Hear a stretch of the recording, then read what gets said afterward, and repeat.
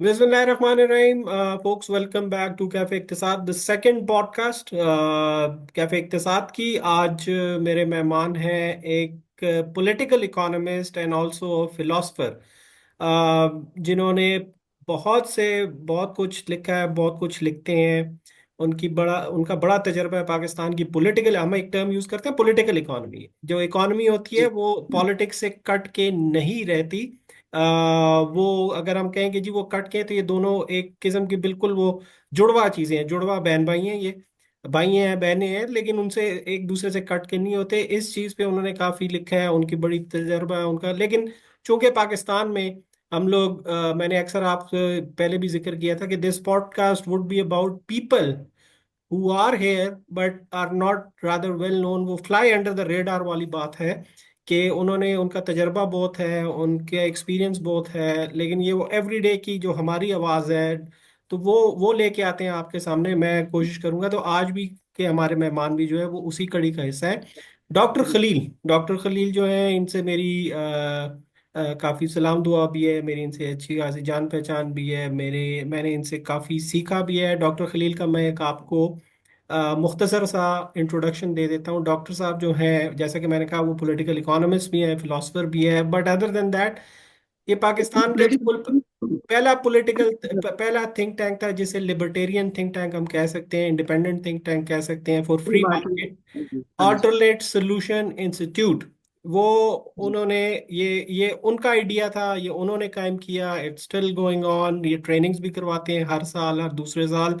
फिर इसके अलावा डॉक्टर साहब is the writer of many books, articles तो वो लिखते रहते हैं। इनकी अपनी वेबसाइट है, बड़ी डू चेक इट आउट, बड़ी ज़बरदस्त वेबसाइट्स हैं। उस पे अपने वो इज़हार करते रहते हैं। pakpoliticaleconomy.com पे आप जाइएगा, वहाँ पे इनकी तहरीरें पढ़ें। इनकी किताबें सारी जितनी हैं वो भी वहाँ पे हैं। मिसाल के तौर पे इनकी एक बड़ी ज़बरदस्त किताब जो मुझे बड़ी पसंद आई थी, पाकिस्तान में सियासी अशराफिया का अरूज। रियासती इशराकिया का उरूज। रियासती अशराफिया के अरूज, माय अपॉलॉजीज डॉक्टर साहब, बस ये है कि आपसे मुझे डांट भी पड़ेगी नहीं कभी नहीं, नाम भूल जाता हूँ। बिल्कुल आप दोस्त हैं मेरे। अच्छा, ये जो है ना, मेरा समझे parkpoliticaleconomy.com है पर्सनल वेबसाइट। जी और सर। जो यूट्यूब चैनल है वो है व्यू फ्रॉम द स्ट्रीट। ठीक है, जबरदस्त सर। वही व्यू फ्रॉम द स्ट्रीट, ये पॉडकास्ट भी जो है ये व्यू फ्रॉम द स्ट्रीट्स जैसे से लाइव ही है। स्ट्रीमिंग करता हूँ मैं। जी जी सर, तो बिल्कुल वो वैसे तो हमारी गपशप, but I wanted your voice, your thoughts to be heard by everyone. मैं चाहता था कि आपकी वॉइस, आपके ख्यालात जो हैं वो लोगों तक भी पहुंचे मेरे पॉडकास्ट के थ्रू। तो डॉक्टर साहब, शुरू करते हैं। जी। जो है, आप अपना मुख्तसर सा हमें बताइए कि आपका सफ़र, ये जो पॉलिटिकल इकोनॉमी और एज ए फिलोसफर, ये कहाँ से शुरू हुआ। How did you become a political economist as a philosopher? ये शुरू से ही आपकी कोई एक वो थी, आप इस तरफ थोड़े माइल थे, या वाज इट सर्कमस्टांसेस? अच्छा, एक तो जो अभी आपने ही बात की थी ना, मैं उससे ही बात शुरू करता हूँ। आपने कहा कि आप अपने इस जो प्रोग्राम है या समझे व्लॉग है, उसमें आप ऐसे लोगों को सामने लाते हैं जो अंडर द रेडार है। अच्छा, मैं इसे यूं कहूंगा कि वो रेडार तो है, मतलब, और अंडर द रेडार की बात नहीं है। मसला ये कि जो रेडार है ना, वो मतलब that radar detects only specific person. हाँ, तो ये जिस इंडिया का जिस रडार हो गया ना सर, मतलब इंडिया का रडार हो गया, सही काम नहीं करता आप तो जैसे भी हमारा जो रेडार है ना, वो खास लोगों को जो दानिश्वर अशराफिया, अशराफिया, सियासी अशराफिया, रियासती अशराफिया, अदालती अशराफिया, अस्करी अशराफिया, इनको डिटेक्ट करते हैं वो ना। वो जो हम जैसे लोग हैं ना, मतलब जो लोगों की बात करने वाले हैं, सोसाइटी की बात करने वाले हैं, उनको डिटेक्ट नहीं करता वो। मतलब बस ये इग्नोर कर देता है वो ना, गुजर तो जाते हैं आगे से। हाँ जी, हाँ, it's all about ratings, right? It's all about ratings.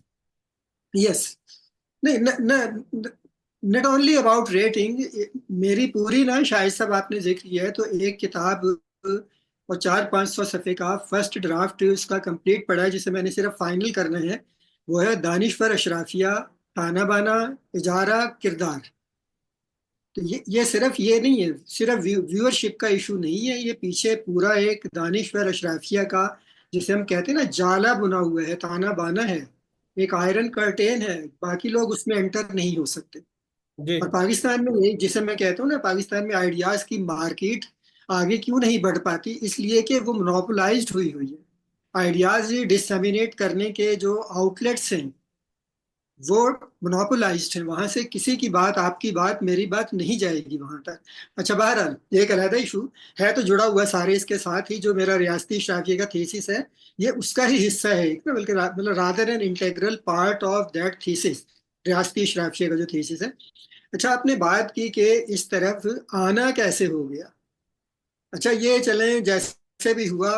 एक तो ये कि शुरू से आपको पता है ना कि कुछ वो आदमी के अंदर कुछ ना कुछ होता है, तो मुझे मतलब इस चीज़ को यूं आप कह सकते हैं कि मैं जब पाकिस्तान से बाहर गया एक कॉन्फ्रेंस के लिए, तो एक ये दोस्त थे मेरे जिनसे काफ़ी साल से हम चाहते थे, वो भी चाहते थे कि मेरे साथ मिलें।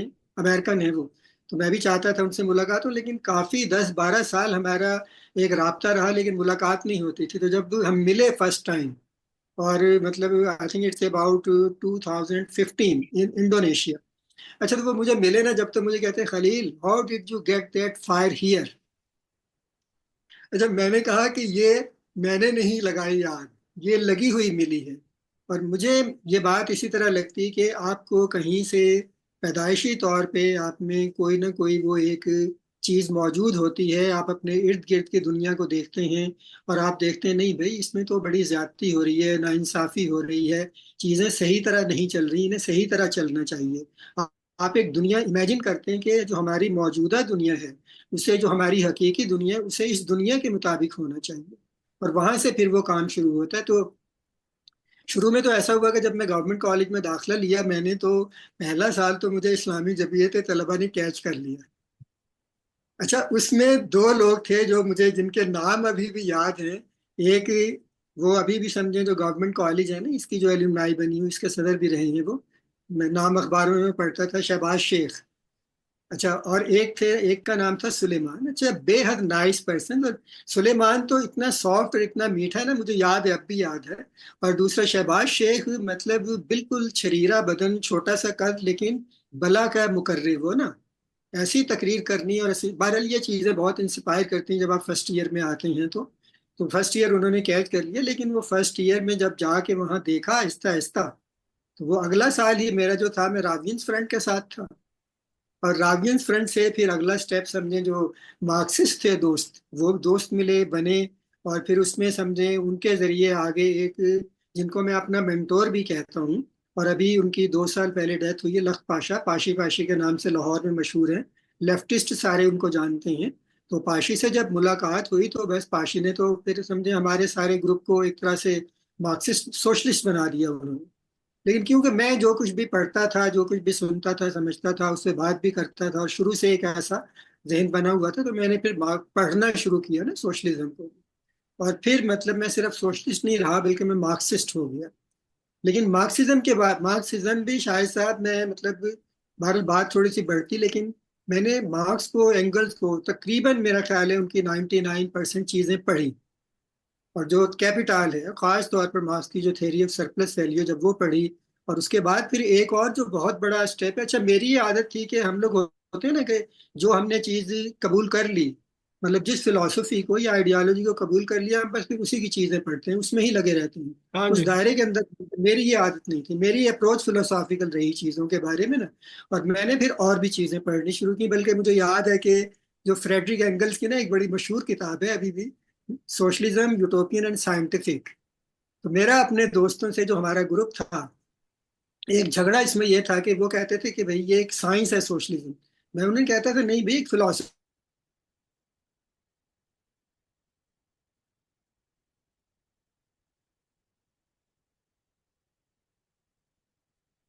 कंटिन्यू आप। अच्छा, जी जी, प्लीज। हाँ ठीक हो गया। अच्छा, हाँ। अच्छा, वो फ्रेडरिक एंगल्स की बड़ी मशहूर किताब है, सोशलिज्म यूटोपियन एंड साइंटिफिक। तो मेरे जो सोशलिस्ट दोस्त थे, जो हमारा ग्रुप भी था, उसमें बड़ा झगड़ा जो था वो इस बात का था। मैं उन्हें कहता था, वो कहते थे भाई सोशलिज्म साइंस है, मैं कहता था भाई साइंस नहीं हो सकती, फिलोसफी है ये। बहरहाल ये एक चीज चलती थी। अच्छा, लेकिन उसके बाद जो एक बड़ा माइलस्टोन है, वो है पंजाब पब्लिक लाइब्रेरी में, मेरा ख्याल है समथिंग 80 समथिंग की बात है शायद ये, या 90 समथिंग की बात होगी। पंजाब पब्लिक लाइब्रेरी की मैंने मेंबरशिप की हुई थी, और हर नई आने वाली किताब जरूर मेरी नज़र से गुजरती थी। अच्छा, उसमें पोलिश हैं ये प्रोफेसर ना, प्रोफेसर लेजेक कोलाकाउस्की। उनकी एक किताब आई, और जखीम किस्म की किताब, 3 वॉल्यूम में। और तीनों वॉल्यूम जो थे 12-12, 14-1400 सफ़े के। वो थी मेन करंट्स ऑफ मार्क्सिज्म। पहला मेरा ख्याल था उसमें द फाउंडर्स, उसके बाद था द गोल्डन एज, उसके बाद था फिर मेरा ख्याल है डाउनफॉल। तो ये तीन वॉल्यूम मैंने जब पढ़े तो वो सारा कुछ समझे एक तरह से जैसे आपकी गिरफ्त में नहीं आ जाता कि मार्क्सिज्म है क्या, इसमें क्या खामियां क्या चीजें हैं सारी। और इसके बाद जो एक जो फाइनल, मतलब एक डिसाइसिव ब्लो, फाइनल ब्लो जिस किताब ने, मतलब वो किताब है हर्बर्ट मार्क्यूजे की, वन डायमेंशनल मैन। जब वो किताब पढ़ी मैंने तो थ्योरी ऑफ सरप्लस वैल्यू को वो किताब जीरो कर देती। और बहुत अच्छी उसमें आर्ग्यूमेंट जो उसकी थी कि भाई जब जो जो लिविंग कैपिटल है जब वो डेड कैपिटल में यानी मशीनरी में कन्वर्ट होता है, मतलब पोस्ट इंडस्ट्रियल स्टेज की वो बात कर रहा था हर्बर्ट मार्क्यूजे, तो उस वक्त समझें जो लिविंग लेबर की रेशो है वो जीरो हो जाती है, ऑलमोस्ट जीरो। तो फिर आप थ्योरी ऑफ सरप्लस वैल्यू को कहाँ लाएंगे? अगरचे थ्योरी ऑफ सरप्लस, जो थ्योरी ऑफ सरप्लस वैल्यू बजाते खुद एक समझे इकोनॉमिक्स में उसकी कोई वैल्यू नहीं है उस थ्योरी की, क्योंकि वो थ्योरी ऑफ वैल्यू है ही नहीं। ठीक है ना, इकोनॉमिक्स की जो पूरी फाउंडेशन हैं सॉरी मेरा गला, इकोनॉमिक्स की फाउंडेशन जो है वो है असल में थ्योरी ऑफ वैल्यू पर बेस्ड। जी और जी भी चीजें हैं जी। लेकिन बहुत अहम है। तो जब मार्क्स की theory of surplus value theory of value में ही नहीं आती तो बात खत्म हो गई फिर। तो बहरहाल उसके बाद समझें जो एक ये सफर जो था उसमें एक बहुत बड़ा जो मकाम आता है, बहुत बड़ा मोड़ आता है, वो है कार्ल पॉपर को पढ़ना। कार्ल पॉपर की जो किताब थी the open society and it's enemies, दो वालीम है उसकी। पहला स्पेल है द स्पेल ऑफ प्लेटो और दूसरा है द स्पेल ऑफ मार्क्स। तो ये किताब आपको उन सारी चीजों से निकाल देती है। और फिर कार्ल पॉपर को पढ़ने के बाद मैं समझे रैशनलिस्ट हो गया। ओके। और फिर कार्ल पॉपर के बाद जो अगला स्टेप है वो फिर हाइक को पढ़ा।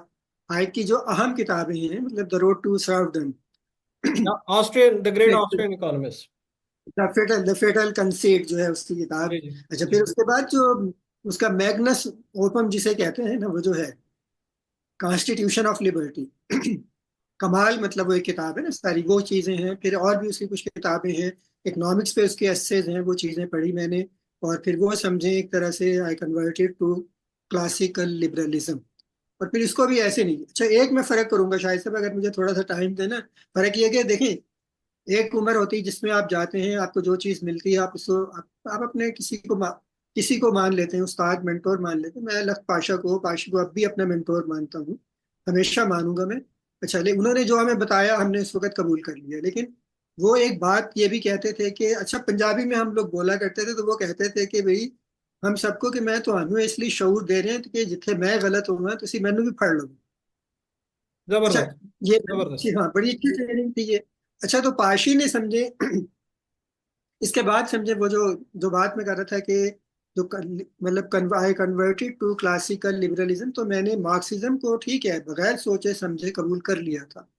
लेकिन बाद में जब हमने फिर कार्ल पॉपर को पढ़ा तो हमारा जो दोस्तों का ग्रुप था, वही तकरीबन 10 साल हमने लगाए हैं कार्ल पॉपर को पढ़ने में, डिस्कस करने में, एक दूसरे के साथ लड़ने में, डिबेट्स, लड़ाइयाँ झगड़े, और फिर इन चीज़ों पे इस नतीजे पे पहुंचे। यानी एक रैशनल रूट पहले तो था ना, एक जो कुछ आपको मिल गया आपने कबूल कर लिया, नहीं अपनी अब क्रिटिकली रैशनली हर चीज को जज करके फिर उसे कबूल किया और उसे अपनाया। तो आज भी मैं समझता हूँ कि, मतलब मैं अपने आप को कहता हूँ मतलब है कि first of all I am a moralist and then I am a rationalist. अच्छा, फिर I believe in a just society based on just rules.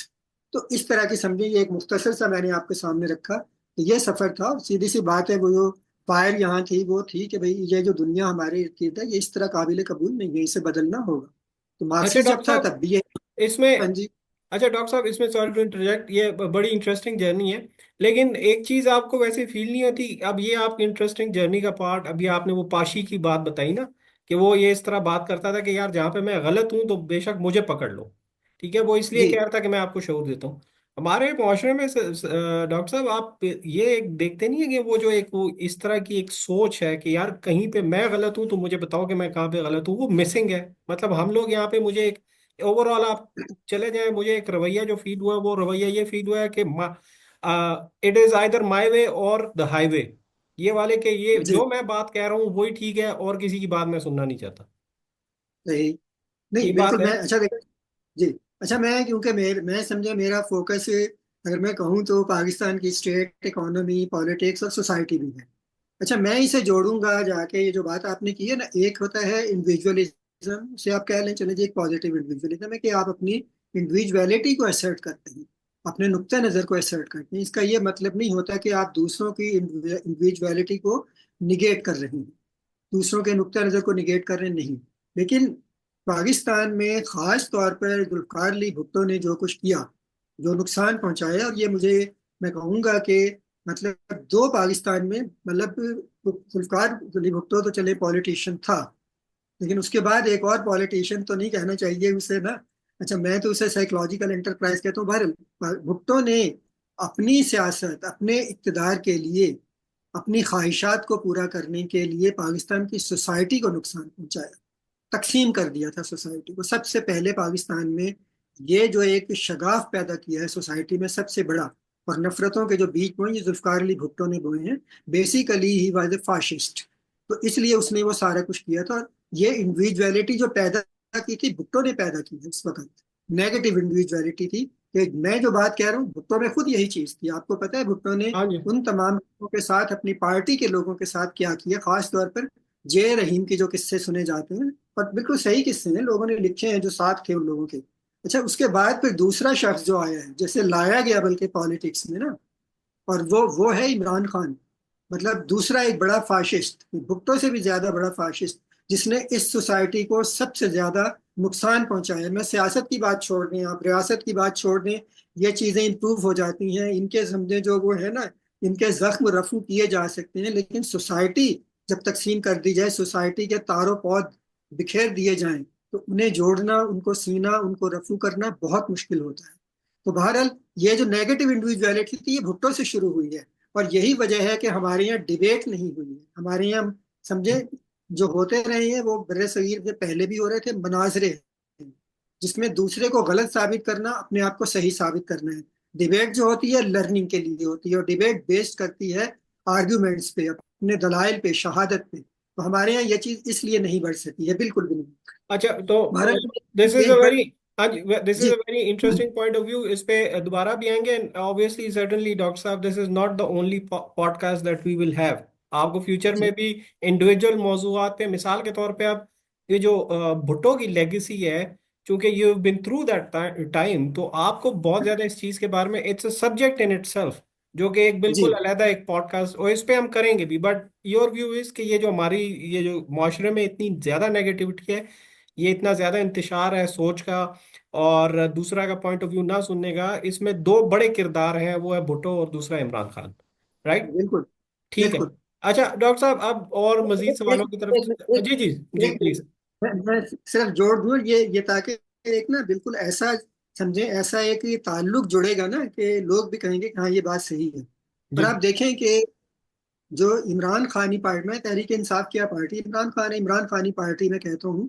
Imran खानी पार्टी में जो लोग गए हैं वो पीपल्स पार्टी की, जो नए लोग गए वो अलहदा है, लेकिन नून लीग से शाज ही कोई ऐसा है जो गया होगा।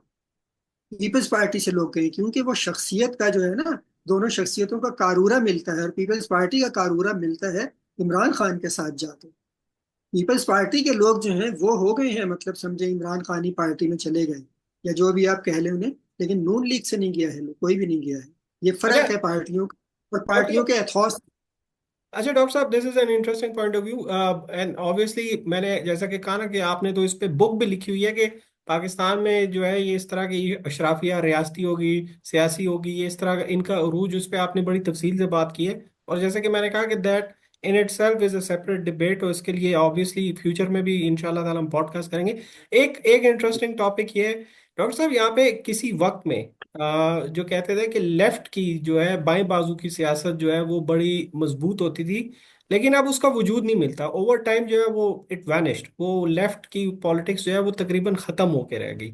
अब भी हम सुनते हैं, लोग हैं, आसिम सुजाद अख्तर है, अमार अली जान है, इस तरह के और लोग भी हैं, लेकिन वो एक वक्त में वो जो उसका जोर था, जिस तरह आपने पाशी का बताया कि वो पाशी था, जी और उस वक्त की जो लेफ्टिस्ट सियासत और उनका जो वो था, राइज था, वो क्यों टूटा? वो क्या वजह क्या थी कि वो जो लेफ्ट की वो सियासत थी सोशलिज्म वाली, वो खत्म क्यों हुई? If we can quickly go through this. अच्छा, एक चीज में, चंद एक चीजें सिर्फ जो, क्योंकि ज्यादा नहीं रुकेंगे इस पे। एक तो ये कि जब, जितना मुझे याद है समझे, अगरचे मतलब जो भुट्टो का दौर है मेरा, समझे एक तरह से कह लें, लड़कपन कह लें आप, वो है, उसमें जो चीजें मुझे समझ आई, जो चीजें देखी, तो उसमें मुझे यूं लगता है कि पाकिस्तान का लेफ्ट जो था, अच्छा, उसने कभी भी इस जमीन पे जो चीजें हो रही थी उनकी तरफ तवज्जो नहीं दी। मसलन मैंने बाकायदा काम किया है इन चीज़ों पे, और मैंने एक दफ़ा ये काम बिल्कुल इस पे सोचा और तहकीक करनी शुरू की कि क्या पाकिस्तान के जो लेफ्टिस्ट थे, सोशलिस्ट मार्क्सिस्ट सारे लोग, चले हम लेफ्ट कह रहे हैं, उसमें सारे आ जाते हैं, चाहे वो रूस नवाज थे या चीन नवाज थे या कोई और थे जो भी ना, या ट्रॉट्स्कीइट थे, अच्छा, उन्होंने क्या पाकिस्तान की सोसाइटी को समझने की कोशिश की? क्या उन्होंने कोई इंटेलेक्चुअल ब्रेन ट्रस्ट क्रिएट किया यहाँ पे? कोई भी नहीं। मतलब ऐसा ब्रेन ट्रस्ट जो पाकिस्तान की सोसाइटी को, यहाँ के लोगों को, यहाँ के जो चीजें हैं मुख्तलिफ, उनको समझने समझने पे, मतलब एक तरह से समझने की कोशिश करता हो, बिल्कुल कोई ऐसी किताब नहीं मिलेगी आपको। पॉपुलराइजर मिल जाएंगे, सिप्ते हसन जैसे लोग मिल जाएंगे आपको, और दूसरे इस तरह के लोग मिल जाएंगे जिन्होंने लिखा है, मार्क्सिज्म पे लिखा है, उनको एक्सप्लेन किया है थेरीज को, और कोई मतलब समझे वही चीजें हैं कि जो उन्होंने पढ़ा, लेनिन की, मार्क्स की, एंगल्स की, माओ जेतुंग की, हो ची मिन की, और मुख्तलिफ लोगों की चीजें पढ़ी, उनको ही अपना लिया, उनको ही समझे एक तरह से, जिसे आप कह लें कि एक तरह से चबाया, और उनको दोबारा फिर लिख दिया वही चीज। कोई नई चीज इस सोसाइटी को उन्होंने, मैं यूं कहूंगा कि पाकिस्तान के लेफ्ट ने अपने पैर यहाँ जमाने की कोशिश ही नहीं की। अच्छा, जो चीज हुई है, जो इनकी ग्राउंड बनी हुई थी लेफ्ट की, वो पाकिस्तान बनने से पहले बनी हुई थी। मतलब वो रेलवे भी में ट्रेड यूनियन मतलब बहुत अच्छा था, बहुत पावरफुल था। जो उनका नाम है समझे, क्या क्या इनको कहते हैं, इब्राहिम, तो सबसे बड़े लीडर थे ट्रेड यूनियनिज्म के पाकिस्तान के ना। तो मजदूरों के लीडर जिन्हें कहा जाता है, प्रोलेटारिया के लीडर भी कहा जाता है, क्या पूरा नाम था उनका, इब्राहिम करके आता है कुछ ना। अच्छा, वो सारा काम था। अच्छा, जो भी लेफ्ट था मुख्तलिफ ग्रुपों में मौजूद था। अच्छा, फिर एक ये भी हुआ यकीनन, सेटबैक हुआ मेरे ख्याल 53 या 54 में, जो पाकिस्तान की गवर्नमेंट थी, उन्होंने कम्युनिस्ट पार्टी ऑफ पाकिस्तान पे पाबंदी भी लगा दी।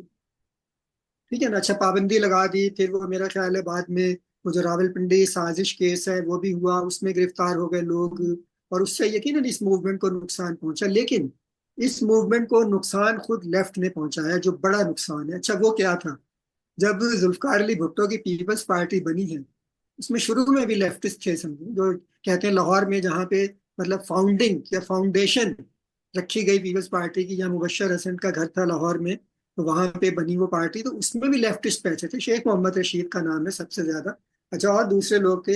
अच्छा, लेकिन हुआ क्या बाद में समझे, जितने लेफ्टिस्ट ग्रुप थे, ग्रोह थे, सब के सब ने आके ना समझे, उन्होंने अपनी तरफ से ये समझा कि हमने पीपल्स पार्टी पे कब्जा कर लिया। लेकिन हुआ क्या? जुल्फकार अली भुट्टो ने उन सब को ऐसे मुट्ठी में किया, इस्तेमाल किया, और फेंक दिया, निचोड़ के ना समझे। अब जो पाकिस्तान में बाकी रह गया है वो खोख है उसका, जो उसका मर्ज था, जो गूदा था, वो सारा जुल्फकार अली भुट्टो ने खा पी के खत्म कर दिया। सोशलिज्म की जो तहरीक है, बड़ी पावरफुल तहरीक थी यहाँ पे। आपको भी पता है, हश्त नगर की तहरीक मशहूर है यहाँ पे, केपी में इलाका था, किसानों का था वहां पे। अच्छा, फिर रेलवे की यूनियन बहुत बड़ी यूनियन थी, और बहुत ही ताकतवर मतलब ट्रेड यूनियन थी वो, और इस तरह के मुख्तलिफ जगहों पे काम थे, और ये सब चीजें लेफ्टिस्ट कर रहे थे। लेकिन लेफ्टिस्टों का कभी अपने पाँव पे खड़े होने की कोशिश नहीं की, कभी अपने आप को इस सोसाइटी के साथ, इस सोसाइटी के लोगों के साथ जोड़ने की कोशिश नहीं की। और हुआ क्या? क्योंकि भुट्टो ने समहाउ जैसे भी उसने कनेक्ट कर लिया लोगों के साथ, और उसने पूरे लेफ्ट को यूज करके फेंक दिया, खत्म कर दी वो मूवमेंट। पाकिस्तान में जो सोशलिस्ट मूवमेंट थी उसे कंप्लीटली एग्जॉस्ट कर दिया भुट्टो ने। ठीक ठीक। तो मतलब ये एक वो जिसे हम कहते हैं ब्रेकिंग पॉइंट था। और अब तो मतलब हालांकि जैसे कि मैंने कुछ नाम लिए होते हैं, इनकी प्रेजेंस है भी लेफ्ट की, लेकिन वो बड़ी जो होती है वो ऐसा लगता है कि वो मैं एक लेफ्टिस्ट से बात कर रहा था कि भाई आप में से हर एक ने अपनी 1.5 इंच की जो है क्या कहते हैं, 1.5 ईंट की मस्जिद के 1.5 इंच की जी। वो मस्जिद बनाई है। आप एक दूसरे से कम्युनिकेट, उन्होंने कहा हर एक का अपना एक वो छोटा सा हल्का अहबाब है। They don't even talk to each other. तो वो एक बड़ी सेग्रीगेटेड किस्म की जो है वो है कि हर एक का अपना एक इलाका है। लाहौर वाले लेफ्टिस्ट लाहौर में है, इस्लामाबाद पिंडी वाले इस्लामाबाद में है, सिंध वाले सिंध में है, but they don't necessarily talk to each other. वो एक बिल्कुल वो कोई रब्त नहीं है आपस में। और बहुत दफा जैसा कि आपने कहा कि ऐसा भी होता है कि वो एक थ्योरी से चिपके हुए हैं, लेकिन ग्राउंड रियलिटीज जब आप उनको एक्सप्लेन करने का कहते हैं तो वो उस चीज में अक्सर फंस जाते हैं कि वो थ्योरी से बाहर नहीं निकलते। क्या मैं सही कह बिल्कुल रहा हूँ? सही। जी। अच्छा, आपने कहा ना 1.5 ईंट की नहीं, मैं तो कहूँगा आधी आधी ईंट की मस्जिद बनाई हुई है इन्होंने ना। अच्छा। और प्रॉब्लम क्या है, आप कह रहे हैं लाहौर में बहुत सारे ग्रुप हैं। अच्छा, अच्छा, मैंने अभी लाहौर में भी थोड़े ग्रुप है? बहुत से ग्रुप हैं। हाँ, मैंने अभी मतलब एक फेसबुक पे ना इसी तरह की बात, मैंने कहा भाई, जो लेफ्टिस्ट है ना बाएं बाजू वाले, वो बात करते हैं दुनिया भर के मजदूरों एक हो जाओ। पहले पाकिस्तान के मजदूर तो एक हो जाएं, हाँ और हाँ। भी एक हो जाए। नहीं होते ना, क्योंकि वो असल में शख्सियात के मसले हैं। पाकिस्तान में जो दानिश्वर हैं वो अपने आप में से बाहर नहीं निकल सकते। बाहर की दुनिया में एक्सटर्नल रियलिटी क्या है, सोशल रियलिटी क्या है, उसको आके नहीं देख सकते ये। अच्छा, और मैं भी, जो ये जो ग्रुप है ना, व्हाट्सएप ग्रुप जो है जिसमें आप भी हैं मैं भी हूँ। अच्छा, मैंने देखे ना, मैं एक सिंपथेटिक हूँ, मेरा रवैया, मैं लेफ्टिस्टों में से आया हूँ, मेरा रवैया सिंपथेटिक है। मतलब क्या है वो जो कहते हैं ना कि काबे से गो नहीं, वहां वहां से निकाले हुए तो हैं। तो मैं खुद निकला हुआ हूँ वहां से, लेकिन मुझे पता है इनके मसाइल जो है ना, मामला जो है। तो मैं बाजू कहते कुछ ना कुछ बात कर देता हूँ। अच्छा, वो उल्टा मुझे कह देते हैं नहीं जी, ये तो आपका ताज्जुब है। बजाय इसके कि जो बात मैं कह रहा हूँ उसको सोचें समझें। मतलब तनकीद बर्दाश्त करने का जरा सा हौसला नहीं, और तनकीद होती है वो कोई, मैं किसी को, आपको पता है मेरा तरीका नहीं किसी को गाली दूं या कोई एडजेक्टिव यूज करना भी नहीं है मेरा तरीका ना वो। लेकिन ये लोग नहीं माइंड करते हैं, वो एक अपने आप को ऐसी जगह पे रखा हुआ है ना उन्होंने कि बस हम अकले कुल बने हुए हैं, हमें पता है सारे कुछ, बस जिस दिन मौका मिला ना तो बस पाकिस्तान में हम जो सियासी ताकत है उस पर कब्जा कर लेंगे और यहाँ पे सोशलिस्ट इनकलाब बर्पा हो जाएगा। ये ख्वाब है, बस ख्वाब ही रहेगा। अब तक ख्वाब ही रहा है। अच्छा अच्छा डॉक्टर साहब, इसमें जो अभी हम मजीद भी बात करते हैं, एंड ऑब्वियसली ये इट विल, चूंकि हम इसको छोटे छोटे पार्ट्स में डिवाइड करेंगे इस पर्टिकुलर इंटरव्यू को, फिर फ्यूचर में और भी इंटरव्यू होंगे। डॉक्टर साहब, ये जो आपने अभी एक इंटरेस्टिंग बात की, if you can quickly go through it, आपने एक जिक्र किया किताब का, फिर हायक की कॉन्स्टिट्यूशन ऑफ लिबर्टी, राइट? जी। जो उसके हिसाब से आप कहते हैं कि जो उसका मैग्नम ऑपस है। तो हमारे सुनने वालों को आप ये बता सकते हैं एक इन क्विकली और कुछ अल्फाज में कि कॉन्स्टिट्यूशन ऑफ लिबर्टी है क्या, और ये किस बारे में, और ये क्या कहता है? अच्छा, मेनली तो देखें आप, जो लिबर्टेरियन, जो समझे क्लासिकल, अगरचे हम यूज कर मतलब अल्टरनेट टर्म के तौर पे यूज कर लेते हैं लिबर्टेरियनिज्म या क्लासिकल लिबरलिज्म, लेकिन बाहर चले इस पे नहीं जाते हम। कॉन्स्टिट्यूशन ऑफ लिबर्टी जो है वो, एक तो ये कि जो क्लासिकल लिबरलिज्म है या लिबर्टेरियनिज्म है उसका जो सेंट्रल टेनेट है वो है शख्सी आज़ादी को वहां से निकल कर है। अच्छा, देखिए ना, मैं इसको यूं एक्सप्लेन करता हूँ कि अगर हम सोसाइटी को समझने की कोशिश करें तो सोसाइटी में एक बड़ा यूनिट जो बनता है वो है फैमिली। एक तो होती है ना स्टेट है, पॉलिटिकल स्टेट्स हैं, मतलब एक जोग्राफिकल स्टेट्स हैं या जोग्राफिकल बाउंड्रीज बन जाती हैं, पॉलिटिकल बाउंड्रीज बन जाती हैं, उसमें लोग रह रहे हैं, वो एक अलग है, उनकी एक जोग्राफिकल या पॉलिटिकल शनाख्त बनती है। अच्छा, उसके अंदर फिर मुख्तलिफ एथनिसिटीज़ हैं, नेशनैलिटीज़ हैं, लिंग्विस्टिक मतलब ग्रुप्स हैं या और इस तरह की चीज़ें हैं। अच्छा, फिर कम्युनिटीज़ हैं, और उसके बाद अगर अल्टीमेटली हम आए तो एक बन जाता है, समझे, फैमिली एक यूनिट बनता है। लेकिन अगर फैमिली से को भी हम रिड्यूस करना चाहें कि ये और कितना रिड्यूस होता है, जिसे हम कहें कि जिस यूनिट से सोसाइटी मिलकर बनती है, अच्छा वो हम जाएं तो वो इंडिविजुअल है। और मतलब इंडिविजुअल ऐसा समझें एक अल्टीमेट यूनिट है, मतलब द सोसाइटी, मतलब जिसपे एक तरह से कंसिस्ट करती है उस यूनिट को। अफराद से आगे हम अफराद को मजीद तकसीम नहीं कर सकते। जैसे वो एटम को तकसीम करते करते आगे चले जा रहे हैं ना, साइंटिस्ट अभी बढ़ते जा रहे हैं, लेकिन अफराद फर्द से आगे हम नहीं जा सकते। अच्छा, ये इस सेंस में शख्सी आज़ादी या पर्सनल लिबर्टी या इंडिविजुअल फ्रीडम की जो टर्म यूज होती है वो एक तरह से सेंट्रल टेनेट है, जिसपे सारी फिर आगे इकोनॉमी और पॉलिटिकल फिलोसफी का, समझे, एक तरह से बिल्डिंग जो है वो तामीर होती है। अच्छा, जो हाइक ने उसमें किया, मतलब इसके साथ साथ और कई प्रिंसिपल्स भी हैं जो क्लासिकल लिबरलिज्म के हैं। मसलन एक है प्रिंसिपल उसमें, नॉन एग्रेशन प्रिंसिपल, कि कोई फर्द किसी के खिलाफ अग्रेशन इनिशिएट नहीं करेगा, लेकिन यकीन अगर वो अग्रेशन इनिशिएट करता है तो दूसरे को अपने डिफेंस में फिर कुछ ना कुछ करने का इख्तियार है, मतलब फिर उसका राइट आ जाता है वहां पे। लेकिन आप किसी का फर्द का भी ये राइट नहीं है कि वो अग्रेशन इनिशिएट करे, वायोलेंस इनिशिएट करे किसी के खिलाफ, ये हक किसी को भी नहीं है। लेकिन अगर कोई करता है, लोग करते हैं, प्रैक्टिकली ऐसे ही है, हकीकत ऐसे ही है, तो फिर दूसरे शख्स का ये राइट है कि वो अपने आप को डिफेंड करे। अच्छा, फिर भी उसे अग्रेशन इनिशिएट करने का राइट नहीं है, बल्कि अपने आप को डिफेंड करने का राइट है। अच्छा, लेकिन बहरहाल ये एक अलग बहस है। अच्छा, इसी तरह फिर समझे इसमें ये कि अब एक फर्द की जो आज़ादी है, उसकी जो शख्सी आज़ादी है, वो कहाँ से शुरू होती है, कहाँ ख़त्म होती है, ये यकीनन इश्यूज हैं, इतने सीधे इश्यूज नहीं है कि इनको हल कर लिया जाए। अच्छा, इसी चीज को जो हाइक ने समझे, जो कॉन्स्टिट्यूशन ऑफ लिबर्टी है, एक तरह से आप कह लें कि तर्जुमा हम उसको आइन ही कह सकते हैं, मतलब आज़ादी का आइन, क्योंकि अंग्रेजी में लिबर्टी का वर्ड यूज होता है तो उससे शख्सी आज़ादी मुराद ली जाती है। लेकिन अगर हम इसे उर्दू में कहना चाहें तो हम शख्सी आज़ादी का आइन ही कहेंगे। अच्छा, आइन के मायनों में भी है और दूसरा इस मायनों में भी है, लिबर्टी की लिबर्टी मतलब what are the constituents of the concept of liberty, यानी पर्सनल फ्रीडम के कॉन्स्टिट्यूएंट्स क्या है, कौन से अनासिर तरकीबी हैं जिनसे मिल के शख्सी आज़ादी वजूद में आती है। तो ये सारे मामलात जो हैं वो कॉन्स्टिट्यूशन ऑफ लिबर्टी में डिस्कस किए हैं, उससे रिलेटेड इश्यूज जो हैं वो डिस्कस किए हैं हाइक ने सारे। लेकिन यकीनन जो नुक्ता है असल में वो शख्सी आज़ादी का ही है, क्योंकि यहाँ से बात शुरू होती है और यहीं पे आके अल्टीमेटली बात खत्म होती है। मतलब एक शख्स अगर आज़ाद, उसे आज़ादी से अपने फैसले करने का हक नहीं होगा, तो फिर उसके फैसले कौन करेगा, सवाल ये पैदा होता है। जहाँ पे पेचीदगी आती है, मतलब अगर वो उस शख्स को अपनी जिंदगी के फैसले करने का अख्तियार नहीं है, तो फिर किसको है?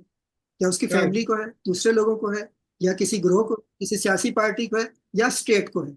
फिर पेचीदगी आती है और फिर हमें समझ आता है कि भाई क्यों जोर देने की जरूरत है शख्सी आज़ादी पे, कि एक फर्द है तो उसे अपनी जिंदगी गुजारनी है, अपने अमाल अपने अफ़ाल का वो खुद जिम्मेदार है, और अगर जिम्मेदार होना है उसने, तो सीधी सी बात है उसे आज़ादी मिलनी चाहिए।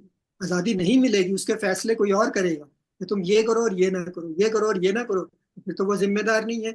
और यही हमारे यहाँ हुआ है, हमारी सोसाइटी में कोई शख्स किसी चीज का जिम्मेदार नहीं, कोई डिपार्टमेंट किसी चीज का जिम्मेदार नहीं, कोई ब्यूरोक्रेट किसी चीज का जिम्मेदार नहीं है, कोई सियासतदान किसी चीज का जिम्मेदार नहीं, कोई सीओएस किसी चीज का जिम्मेदार नहीं है, कोई बाजवा कोई फैज हमीद किसी चीज का जिम्मेदार नहीं है। सब कुछ ऐसे ही चल रहा है, जिसका जी जो जो चीज चाहता है करता है, क्योंकि उसके जिम्मे उसके जो अमाल हैं, उसके नतायज उसके सामने नहीं है। इसको डॉक्टर साहब तो हम ये दूसरे इससे अल्फाज में रिलेटेड इसके लिए इशू एक, है। हाँ जी, जी। एक लफ्ज यूज किया जाता है, एनआरकी। एनआरकी क्या यही नहीं है कि हर बंदा जो है वो कहता है कि मैं सब कुछ करूं जिसके खास तौर पे ताकतवर है, लेकिन फिर बाद में वो कहता है कि मुझसे पूछा भी ना जाए और ना मैं किसी अपने माल का जिम्मेदार हूँ, मुझसे एहतसाब भी ना किया जाए। जी बिल्कुल, बिल्कुल है। अच्छा, आप कह रहे हैं ना अनारकी, मैं इसे कहता हूँ ऑर्गेनाइज्ड अनारकी, हाँ। मुनज्जम हाँ। इंतशार। अच्छा देखिए, ऑर्गेनाइज अनारकी। मुनज्जम इंतशार का फायदा हम जैसे लोगों को नहीं होता। हम जैसे जब गिरफ्त में आ गए ना तो आ गए। मुनज्जम इंतशार का फायदा होता है ताकतवर तबकात को, आईनी तौर पे, कानूनी तौर पे जो ताकतवर है, आइन और कानून ने जिन्हें ताकत दी है, अगरचे वो ताकत दी है तो उसके साथ एक एहतसाब और उसके साथ जवाबदेही भी जुड़ी, लेकिन जवाबदेही तो है नहीं ना। तो यहाँ पे समझे वो जो एक, जो जिसका दिल करता है वो करता है, क्योंकि पूछने वाला कोई नहीं है। और मैं जिसे कहता हूँ ना वो रियासती इशराफिया, तो रियासती इशराफिया के कोर में तीन तबकात शामिल है इशराफिया के: सियासी इशराफिया, सियासतदान, कोई जवाबदेही नहीं। लोगों में जवाबदेही होनी है ना, जिन्होंने वोट दे के उन्हें भेजा है, हुकूमत करने का इख्तियार दिया है। अच्छा, फिर अदालती इशराफिया, कोई जवाबदेही नहीं। साकिब निसार से किसी ने पूछा, और जितने वो जो बंदयाल था, और बाद में जो सारे ये जज जो जो जो कुछ करके गए हैं, मतलब सुप्रीम कोर्ट जैसा जो एक समझे इंसाफ की आखिरी अपील जहां जाती है, उसको ये मतलब तबाह करके ये लोग चले गए हैं। इनसे पूछा है किसी ने?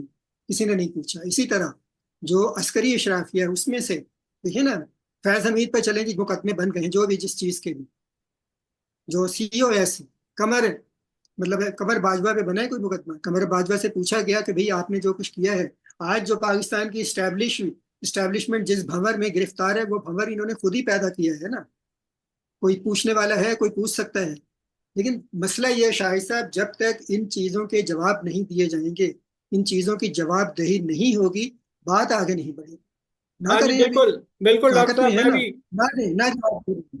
मैं भी यही कहता हूँ ना कि जब तक आप सबको एक कानून के दायरे में और ट्रीट नहीं हाँ, करेंगे उसी तरह के, अगर मैं गलती करता हूँ तो फिर मुझसे भी जवाब लिया जा सकता है, आप गलती करते हैं आपसे भी लिया जा सकता है। फिर हर पाकिस्तानी के लिए जो है वो यही एक वो पैमाना होना चाहिए कि बस ठीक है भाई, आप जिस पोजीशन पे जो भी हैं, बहुत पावरफुल पोजीशन पे हैं, मिड पोजीशन पे है, वीक पोजीशन पे है, लेकिन यह है कि आपका कोई ऐसा अमल जिसकी वजह से जो है अवाम को या मुल्क को नुकसान पहुंचता है, तो उसके लिए फिर कवानीन होने चाहिए, और फिर उसके अंदर ट्राई भी होने चाहिए। ये नहीं कि आप ये करें कि जी आप कानून से बालातर है, और इस पर तो वो अदालत में आप जाते हैं ना, वो उनका एक बड़ा जबरदस्त वो जुमला होता है वो कि जी इसमें तो आपका वो हमारी अदालत की जुरिस्डिक्शन नहीं है, वो कहते हैं जी हमारी तो जुरिस्डिक्शन ही नहीं है।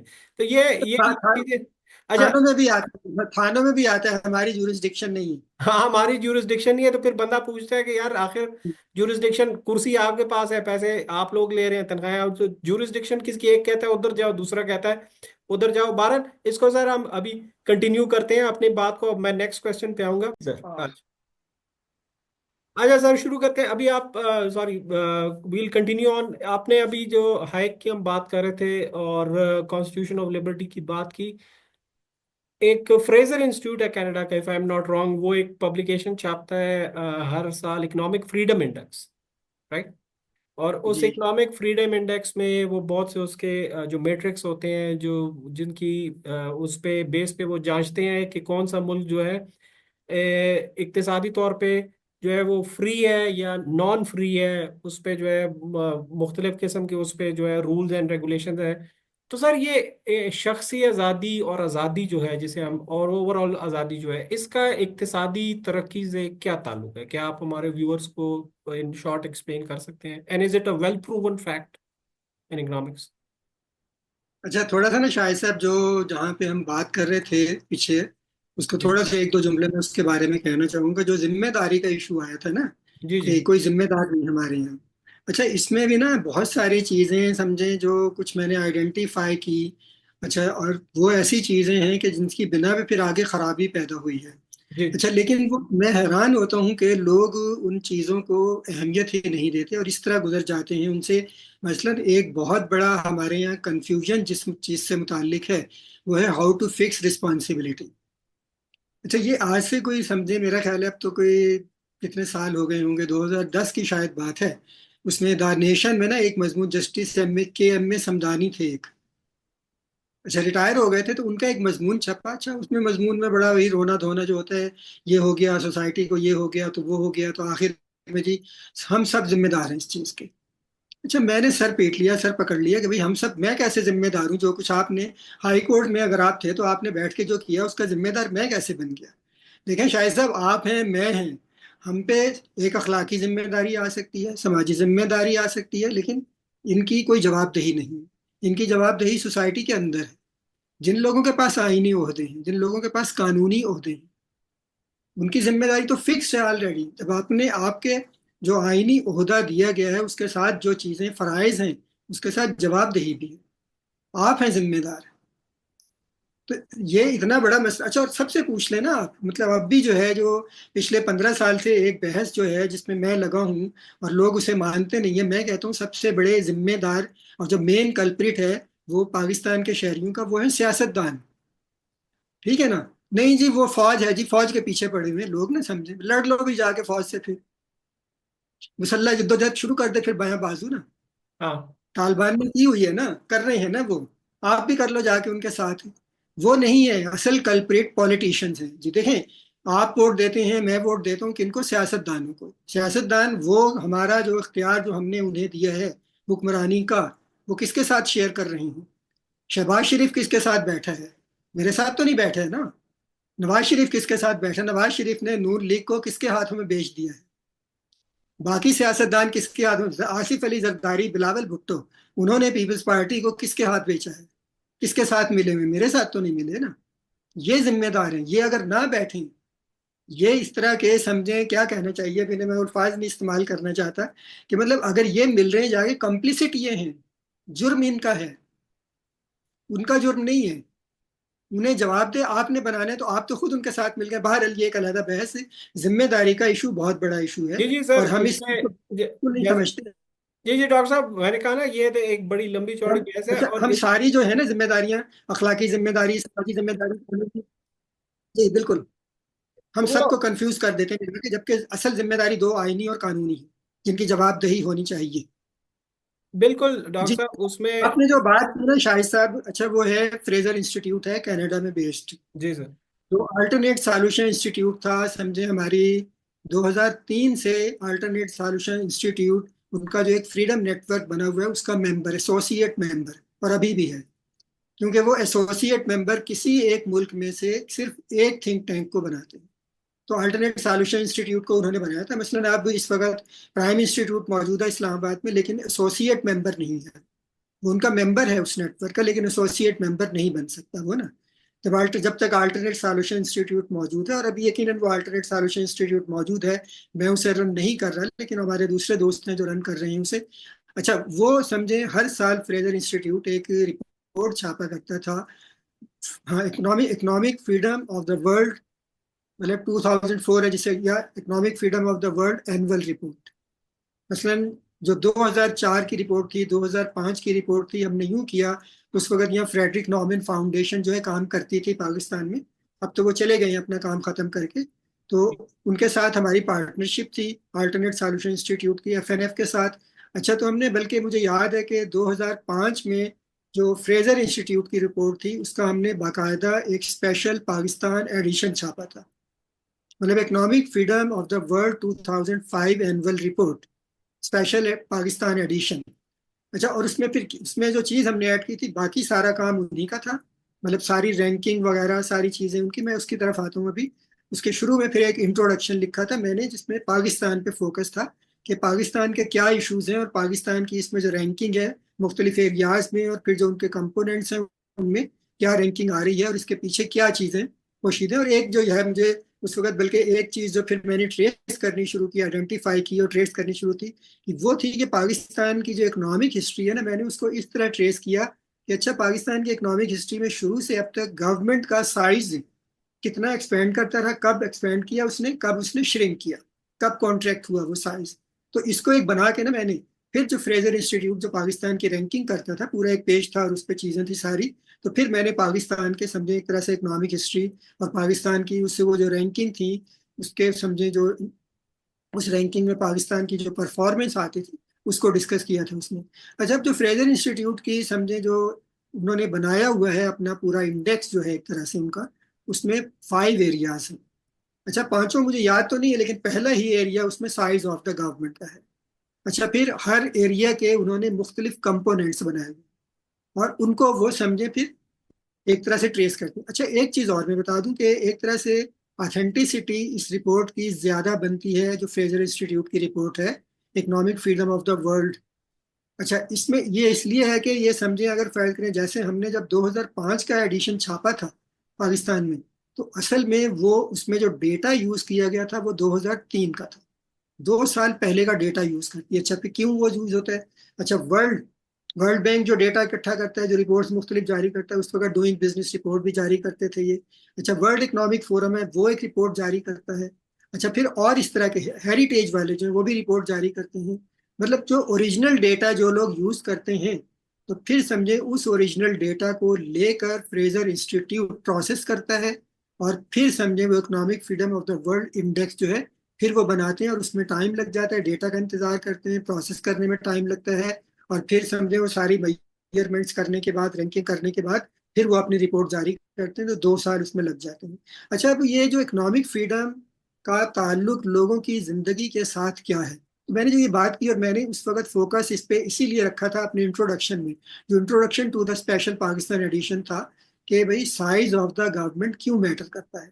अच्छा, देखिए ना, साइज ऑफ द गवर्नमेंट में दो तीन चीजें आ जाएंगी। एक तो फिजिकल साइज कह लें, गवर्नमेंट के डिपार्टमेंट्स कितने हैं, मिनिस्ट्रियाँ कितनी हैं, डिविजन्स कितने हैं। अच्छा, देखिए ना, अभी मेरे ख्याल में, अच्छा, एक बड़ी हैरानी की होती है, अब अगरचे 2010 में 80th अमेंडमेंट हो गई है, लेकिन फिर भी ना आप कहीं किसी भी शहर में हो, कहीं गली में चले जाए, कोई ना कोई सरकारी दफ्तर नजर आ जाएगा। हाँ। फेडरल गवर्नमेंट का होगा या प्रोविंशियल गवर्नमेंट का होगा भाई। अच्छा, हुकूमत को भी नहीं पता होगा, मेरा ख्याल है वजीर आजम वजीर आला को भी नहीं पता होगा कौन कौन से दफ्तर कौन कौन सी चीजें मौजूद हैं। अच्छा, वो ऐसे फैला हुआ है ना साइज, जैसे वो बस क्या कहा जाए कि एक फरबही होती है ना, जिसका खुद पता ही नहीं होता कि भाई जिस्म कहाँ कहाँ से फैला हुआ है। तो पाकिस्तान की रियासत का फिजिकल साइज जितना ज्यादा बढ़ेगा, सीधी सी बात है, उस वो साइज जो है फिर खाएगा भी तो ना। किस चीज पे वो डिपेंड करता है, उसको खुराक कहाँ से मिलेगी? खुराक लोगों की जो तख्लीक की हुई दौलत है, लोग जो दौलत तख्लीक करें, जो वेल्थ क्रिएशन करें। और वेल्थ क्रिएशन आप इकोनॉमिस्ट हैं, मुझसे ज्यादा बेहतर जानते हैं, बता सकते हैं कि वेल्थ क्रिएशन लोग करते हैं, एंटरप्रेन्योर्स करते हैं, और कारोबारी लोग करते हैं। ब्यूरोक्रेट नहीं करते, सियासतदान नहीं करते। ये तो बैठ के उसको खाते हैं बाद में ना। अच्छा, बहरहाल फिजिकल साइज जितना बड़ा होगा, सीधा सा बात है, सोसाइटी पे, लोगों की जेब पे, लोगों के पर्स पे उतना ज्यादा बर्डन उस हुकूमत का ज्यादा होगा। अच्छा, ये तो हो गया ना, फिजिकल साइज के डिपार्टमेंट्स हैं, मिनिस्ट्रियां हैं, वजारतें हैं, ये है वो है। अच्छा, फिर है समझे टैक्सेशन का साइज। ये सबसे ज्यादा खतरनाक साइज होता है कि टैक्स कितने बढ़ा रहे हैं आप, टैक्स कितने लगे हुए हैं। पाकिस्तान में हिसाब किताब ही नहीं है। पता नहीं, नंबर ऑफ टैक्सेस शायद हंड्रेड्स ऑफ टैक्सेस होंगे। 85 तो मुझे याद है ना, जो Pakistan Institute of Development Economics PIDE की एक स्टडी थी, उसमें उन्होंने कहा था कि भाई जो कैलकुलेट किए को 85 विद होल्डिंग टैक्सेस। लेकिन अच्छा, फिर इनकम टैक्स हो गया, फिर सेल्स टैक्स हो गया, और फिर प्रॉपर्टी टैक्स हो गया, और फिर टोकन टैक्स हो गया। अब टोल टैक्स बोलते मैं तो, अब तो बड़ी खबरें आती हैं, टोल प्लाजा जो बने हुए हैं उसमें जो टोल टैक्स लिया जा रहा है, लड़ाइयाँ झगड़े भी हो रही हैं, सारा कुछ हो रहा है। वैसे तो अक्सर बड़े बड़े टोल प्लाजा एनएलसी के पास हैं वो, ठीक है ना। तो वो मैं तो पाकिस्तान को ना एक टोल स्टेट, मतलब टोल टैक्स स्टेट भी कहता हूँ ना। अच्छा, अभी भी पिछले 2 दिनों में ना मैं अखबारों में खबरें देखता रहूं, जो छोटे शहर हैं वहां पे जो टोल प्लाजा बने हैं, वो लड़ाइयाँ हो रही हैं रोजाना लोगों की ना, उनके गांव वाले आ जाते हैं, वो उनको पकड़ के मारते हैं, वो उनको पकड़ के मारते हैं, क्योंकि टोल प्लाजा का, अगर आपको शाहिद साहब याद हो, मुझे याद है कि एक ऑक्ट्रॉय टैक्स होता था, चुंगी टैक्स होता था, चुंगी महसूल होता था। हाँ जी। और इतने लुटेरे बैठे होते थे, वो तो मेरा ख्याल है शायद डाकू भी इतने लुटेरे नहीं होते होंगे, इतने बेरहम नहीं होते होंगे। वो रसीद जो काट के देते थे ना, कोई उसको रसीद को पढ़ नहीं सकता था, डॉक्टर बेचारे तो बदनाम है। कितने रुपए की रसीद काटी कोई पता नहीं है, किसी अदालत में ले जाए अब कुछ नहीं हो सकता। अच्छा, बहरहाल, लेकिन देखिए ना, नवाज शरीफ के साथ लोगों ने उम्मीदें क्यों बांधी थी, मतलब यक जुम्बिश कलम। नवाज शरीफ ने एक ऑर्डर जारी किया था, ऑक्ट्रॉय टैक्स खत्म हो गया पूरे पाकिस्तान। और उसके बाद एहतजाज हुए और पता नहीं क्या क्या कुछ हुआ। और मुझे याद है, उस वक्त मैं हफ्त रोजा जिंदगी जो था ना, उसमें कॉलम लिखता था, और मैंने लिखा था कॉलम उसमें जख्मी सांप। मतलब ये जो प्राइवेट ठेकेदार थे, सारे कॉन्ट्रैक्टर थे उस वक्त के, सबकी समझे एक तरह से वो जेबें कट गई ना, बिल्कुल खत्म हो गया वो काम। लेकिन टोल टैक्स प्लाजा अभी भी मौजूद है, वो एक दूसरी सूरत में फिर वही सिस्टम आ गया हुआ है। मैं रोज ये खबरें देख रहा हूँ, हैरान हो रहा हूँ कि क्या हो रहा है, किस किस तरह लोगों को लूट रहे हैं ना, समझे, जहां जहां पे ना ठेकेदारी का सिस्टम जो है, मतलब जो सोशलिस्ट जब जुलूस निकालते हैं तो वो उसमें ठेकेदारी के खिलाफ गलत नारे नहीं लगाते। इसी तरह की ठेकेदारी हो रही ना हमारे यहाँ। अच्छा, बहरहाल, ये हो गया टैक्सेशन। जितने ज्यादा टैक्सेस लगे होंगे लोगों पे, सीधी सी बात है, लोगों की जो आमदनी है उतनी कम हो जाएगी, आमदनी कम हो जाएगी, उनकी सेविंग्स कम हो जाएंगी, बल्कि सेविंग्स तो खत्म हो जाएंगी ना। अच्छा, सेविंग्स खत्म हो जाएंगी तो फिर आपको पता है वो इन्वेस्टमेंट का साइकिल नहीं चलेगा, ठीक है ना। इन्वेस्टमेंट का साइकिल नहीं चलेगा तो आगे समझे ना इंडस्ट्री लगेगी, ना जॉब क्रिएशन होगी। ना जॉब क्रिएशन होगी, ना लोगों की परचेजिंग पावर बढ़ेगी, और वो साइकिल पूरा ही नहीं होगा। और क्या नतीजा निकलेगा उसका? एक ऐसा रिसेशन जिससे आप बाहर नहीं निकल सकते फिर, या जिसे आप क्या कहते हैं, मेरे स्टैगफ्लेशन जो होती है ना, मतलब नेगेटिव, इस वक्त हमारे यहाँ वो नेगेटिव इन्फ्लेशन ही है ना। अच्छा, ये बात इस पे भी किसी दिन शायद साहब जरूर करना चाहिए कि समझ में नहीं आती बात के वो, मतलब, बल्कि मैंने तो मजाक में लिखा था एक दफा कि शायद हमारे यहाँ इन्फ्लेशन ना कुछ महीनों में माइनस हो जाएगा, ठीक है ना। लेकिन हकीकतन चीजों की कीमतें नहीं कम हुई हैं, लेकिन इन्फ्लेशन जो है वो नीचे जाता जा रहा है, बहरहाल। अच्छा, फिर तीसरी चीज आ जाती है जो साइज ऑफ द गवर्नमेंट में, वो रेगुलेशन।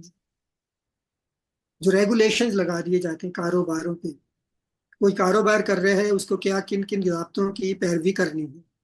अच्छा, ये सारी चीजें जो हैं लोगों को एक तरह से यूं कह लें कि फिजिकल साइज या साइज ऑफ द गवर्नमेंट में, फिजिकल साइज, टैक्सेशन, रेगुलेशन, ये बड़ी बड़ी चीजें हैं। अभी इसके अलावा जो मतलब अन जो एक तरह से आप कह ले अनकैनी होती हैं, हिडन, जैसे हिडन टैरिफ्स कहे जाते हैं ना। जी जी। अच्छा, इसी तरह की बहुत सारी हिडन भी होती हैं चीजें, वो अलहदा हैं अभी।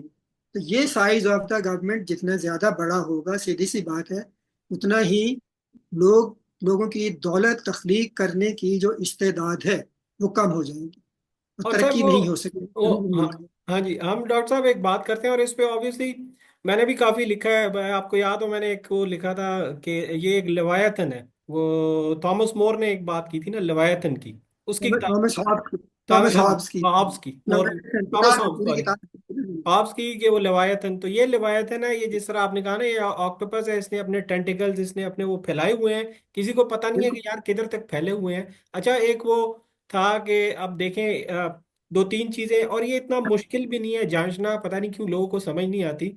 कि यार मैं उनको एक बड़ी आसान सी मिसाल देता हूँ, अक्सर खास तौर पे मेरी जो लेफ्टिस्ट हैं या सोशलिस्ट हैं उनसे जब बात होती है ना, मैं उन्हें कहता हूँ यार बात सुने, आप मुझे ये बता दें कि at the beginning of the 21st century, ये मैंने लास्ट कॉलम में भी एक चीज लिखी थी इफ आई रिमेम्बर, जो मैंने डॉन के लिए लिखा था, कि हमारा जो खर्चा था टोटल गवर्नमेंट का, हम्म, वो जो था वो 1 ट्रिलियन रुपए से भी कम था। कोई 650 बिलियन था, 700 बिलियन था। ये मैं 2001 2002 की बात कर 2001 की बात कर रहा हूँ सर। इस वक्त सर गवर्नमेंट का टोटल एक्सपेंडिचर जो है ना फेडरल गवर्नमेंट का, including transfers to the provinces, वो 19 ट्रिलियन से टप चुका है। ठीक है, ये मैं सप्लीमेंट्री ग्रांट्स नहीं बता रहा। 19 ट्रिलियन नहीं, 19 खरब। जी जी, उससे ऊपर चला गया है, 19 ट्रिलियन से ऊपर चला गया है। मैं उन्हें कहता हूँ यार कि अगर मैं 20 साल पहले अपनी जिंदगी या ओवरऑल देखता हूँ यहाँ पे हालात जो हैं, और अब देखता हूँ, तो मैं तो कहता हूँ कि यार हमारे it's getting worse for us. ठीक है, जी तो फिर आप इतना जो ट्रिलियन रुपीस का गैप आया है, इतना खर्चा आया है, तो उससे हमारे मेयारी जिंदगी पे क्या फर्क पड़ा है मिसाल के तौर पे, and we will get back to this point, क्योंकि आप खुद भी लाहौर के हैं, आपने जी लाहौर में जी। सारी उम्र गुजारी है। लाहौर सर एक वक्त में बड़ा इंजॉयबल शहर होता था, खास तौर पे जब मैं आता था घूमने फिरने बसंत के लिए, मैं जरूर आता था being an avid kite flyer. तो लाहौर जैसा हम्म, शहर जो है, मेरा नहीं ख्याल मेरे दुनिया में मैंने कहीं देखा होगा उस वक्त, इंजॉयबल सिटी। अब लाहौर की हालत हो गई है कि वहां पे सांस लेना मुश्किल हो गया।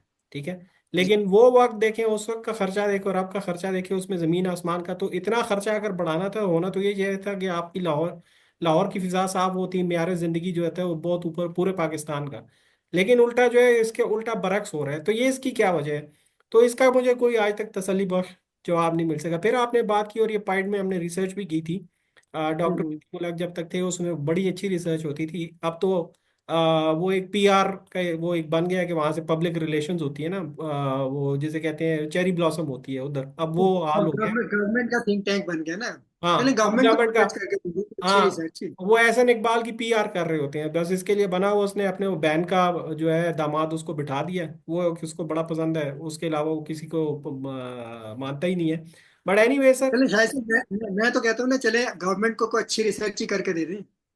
तो सर करके दे देना, वो भी नहीं करके। बहरहाल सर जब डॉक्टर नदीम थे, हमने ये जो आप बात कर रहे हैं रेड टेपिज्म की, उस पर स्लज स्टडी की थी, डॉक्टर वकार उसको लीड कर रहे थे और डॉक्टर नदीम।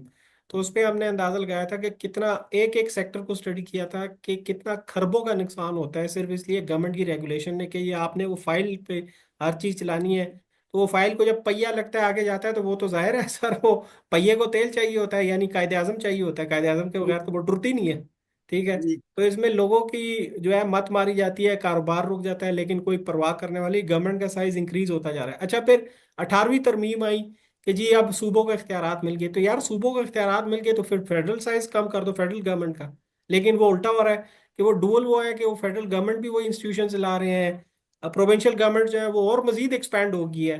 जी और उनके जो है अखराजात वो नॉन, जिसे हम कहते हैं नॉन डेवलपमेंट करंट एक्सपेंसेस, वो भी आसमान तक पहुंच गए हैं।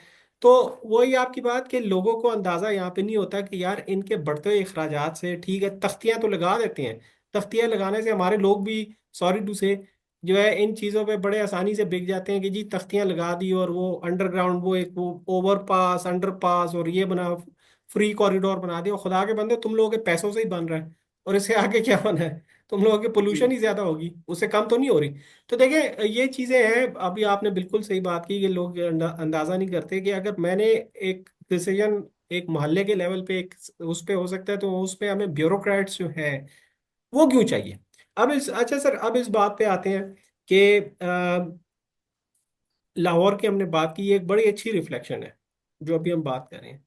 लाहौर को हम्म। आपने जो बदलते देखा है, अब इस उस पे आ गए हैं कि इट्स ऑल, हर साल वो इंडेक्स में टॉप ऑफ द वर्ल्ड होता है। किस इंडेक्स में? कि दुनिया का सबसे पोल्यूटेड सिटीज कौन से हैं। फिर और भी आते हैं, पेशावर आ गया, कराची आ गया। सर क्यों इस हाल तक पहुंचा है? लाहौर ऐसा तो नहीं था। और इसमें गवर्नमेंट जो है, और इसमें हमारी अशराफिया जो है, उसका क्या हुआ है?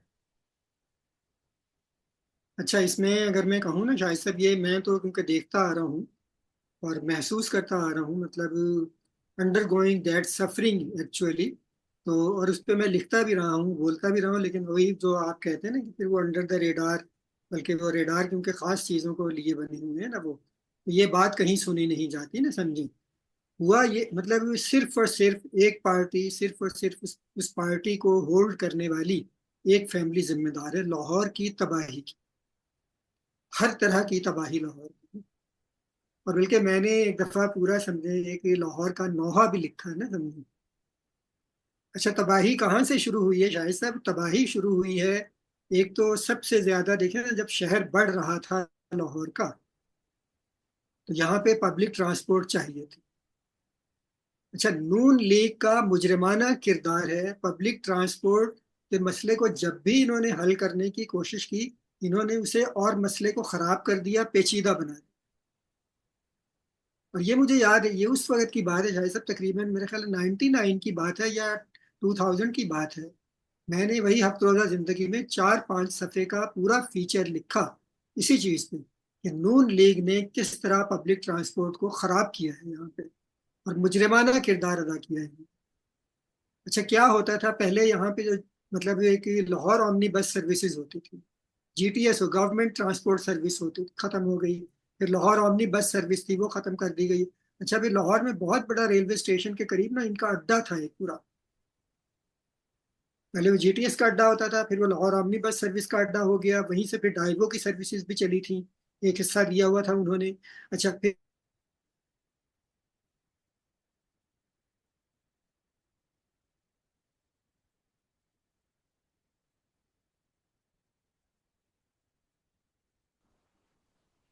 जी सर। अच्छा, नून लीग ने क्या किया? क्या इनकी हुकूमत ही रही है ना पंजाब में थ्रू आउट, ठीक है ना। अच्छा, नून लीग ने क्या किया जनाब जी, वो पूरा जो लाहौर में रेलवे स्टेशन के पास सामने जो था एक बसों का मतलब ओमनी बस सर्विस जो होती थी, उसका पूरा बहुत बड़ा अड्डा था एक। अच्छा, हुआ क्या कि पूरी की पूरी न्यू खान ग्रुप को वो अता कर दी गई, उनकी मोनोपली लाहौर में कायम करवा दी गई। अच्छा, उस वक्त लाहौर में ना शायद साहब वैगनें चला करती, अगरचे वो कोई मतलब कंफर्टेबल को तो छोड़ देना आप, लेकिन इतना था कि लोग एक जगह से दूसरी जगह चले जाते थे, ट्रांसपोर्ट हो जाते थे, समझे ना, जिस तरह भी मुश्किल में मुसीबत में जिस तरह भी, लेकिन हो जाते थे।